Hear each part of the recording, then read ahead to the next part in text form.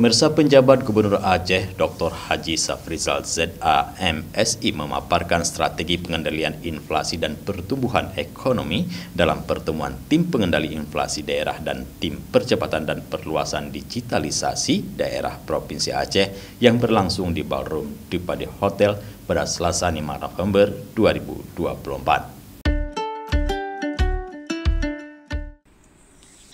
Pertemuan ini bertujuan untuk memonitor perkembangan inflasi di Aceh sekaligus menyandingkan data pertumbuhan ekonomi, kata Safrizal setelah rapat tersebut selesai.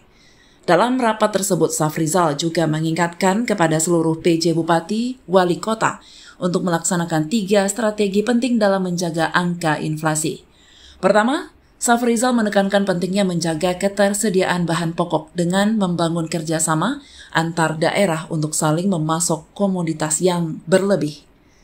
Kedua, pemerintah kabupaten kota harus memastikan alur distribusi pasokan bahan pokok berjalan lancar tanpa hambatan.